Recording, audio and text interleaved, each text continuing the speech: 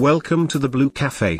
We offer stories of infidelity, betrayal, and redemption. Please like and subscribe. Cheers. Now, on to today's story. I, 28F, discovered my boyfriend, 29M, impregnated our landlord. I am sick beyond belief. TLDR, my boyfriend of 4 years cheated on me and impregnated our 31-year-old landlord, and I can't leave. I don't think I've ever felt this much pain in my life, and isolated to the point where I've had to seek advice on here. I truly never thought this would happen to me. My boyfriend, let's call him Kyle for simplicity, and I have had a really stable and loving relationship, and for context I've lived most of my life in London and I met him in London as well. He is American. He works in asset management and we're both fairly traditional, so I work mostly freelance, but I don't really make even a 1/3 of what he makes, which was fine as I plan on becoming a housewife and the primary caretaker. But, this year he was offered a job in New York City where the pay is astronomically higher than he was making in London, and my whole life is in London, all of my family and friends, but I knew that this was going to open up doors for him and that we'd be able to buy a home in the future and etc.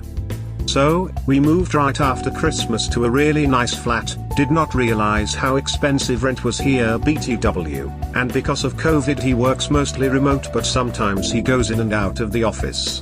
He had his friends, so I realized that I also needed to at least try to befriend someone, but it was incredibly difficult because when we moved there were still restrictions and I wasn't actively working, but when we met our landlord I thought she was great, Quinn for simplicity. We were almost the same age, and even though we didn't have too much in common she was incredibly welcoming that we even went to breakfast and lunch sometimes. Kyle was happy that I had befriended her. As the months went by, Quinn and I would have some drinks at my place or I'd go to hers, and one time I went with Kyle and we got to know each other on a more personal level. She told me how dating felt so much harder at her age and that she'd always had fertility issues in her family and was afraid that she was running out of time, and I sympathized with her because I had endometriosis and I also had a similar fear. But in the last 2 months, I would only see her maybe once a week as she claimed she was spending a lot of time with her aunt and so she was more busy than usual. I understood. 2 days ago, while Kyle was at work, I went to check the concierge for a package and I saw Quinn's aunt. I said hi and was polite and we spoke, because I had briefly met her before. I asked her how Quinn was doing since I hadn't seen her last weekend, and her aunt said that she was feeling a bit sick, but it was just morning sickness. I was confused, but I guess my face made her think that I was deeply concerned, and her aunt said that morning sickness is just expected in the first trimester. I was floored, not in an angry way, I was just caught off guard because I had no idea how or when she had become pregnant. In a way, I was kind of happy for her, but I also was slightly sad that she didn't tell me as I thought I was her friend. But I was excited for her, and I sent her a message congratulating her. When my BF came home that night, I revealed to him that she was pregnant and how happy I was for her, and the look on his face. I have never seen anything like that in my life. The color literally drained from his face the way you would picture it happening in a cartoon, and he was almost gaping. I was extremely confused, but he gained his composure and went to shower. I was making dinner, and my mind was racing. I couldn't really focus, but I couldn't pinpoint why. After he showered and I finished cooking, I decided to lay on the bed for a while, because I was feeling horrible. My BF then said he needed to get some really important bills from our mail and he left quickly. At this point, I felt so horrible, so sick, because something felt ridiculously wrong. The entire atmosphere had shifted and I was completely unsettled, so I waited for him to leave and I followed him. It was all such a blur that I don't even remember walking to her floor, but I saw exactly what I instinctively thought I would. I hid behind the wall. At this point I was about to throw up, and they were arguing and I couldn't even hear what about, because at that point I showed myself before running back to our flat. Kyle came after me, asking me to wait, to hear him out, but I couldn't even breathe. I felt like I was going to vomit and choke at the same time. My throat was so constricted that I couldn't even talk, and he was rambling on about how it happened 2 months ago and it was a mistake. He never intended on hurting me, and he felt terrible. He said that it didn't mean anything, that Quinn literally meant nothing to him and it was a one-time thing, and he didn't know she was pregnant and he was having a hard time processing that she was even pregnant in the first place. I told him to sleep on the couch, and I practically cried into my pillow all night. It's been 2 days since. I haven't left my bed and I can't eat. It feels like it will just come up, and I haven't been able to speak to him since. He comes to the door and asks me to at least hear him out and give him a chance and that we can work things out.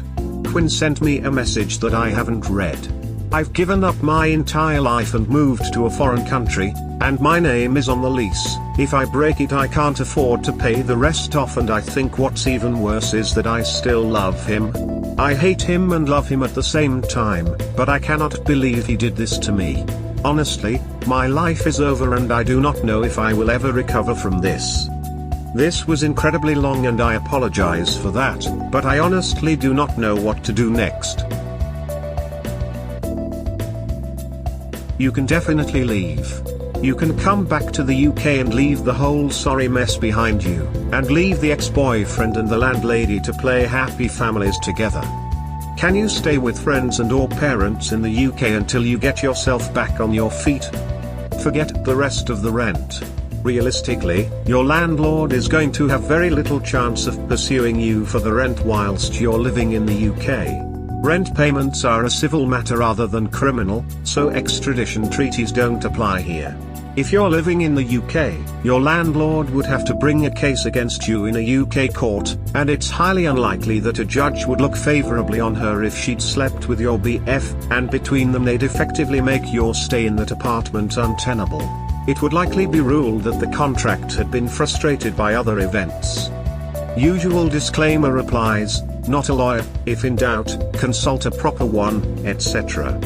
If you are short of money and need to get back home, you may be able to get a temporary loan from the British Consulate in NYC, or from the Embassy in Washington, to cover your flights home. If in doubt, call the embassy. They normally have a specially trained member of staff to deal with situations like this, helping British nationals get home after abusive relationships, etc. Source: have worked in British embassies overseas. This is extremely helpful, thank you so much. Also, you can tell the management company everything, or if Quinn is the landlord, the least thing the bitch could do is remove you from the lease. You can definitely get your name off the lease or have Kyle fully take over. Again, the least thing the asshole can do. I am so sorry you're going through this, one of the most traumatic betrayals. You need support from your friends and family. Call them ASAP and tell them everything. You don't have to deal with it alone. You will get through this. It's not the end of your life. Sometimes the most horrible things turn into the most beautiful blessings. Have faith. You're going to love him for a while, but trust me, your feelings will change. You got this, girl. There is a light at the end of this. Much love. I think your property manager will let you break the lease under the circumstances. I'd contact whatever company the rent money goes to and explain in as much detail as you like, but say you have to break lease because of extenuating circumstances. It'll suck, but you're going to be fine once it's over.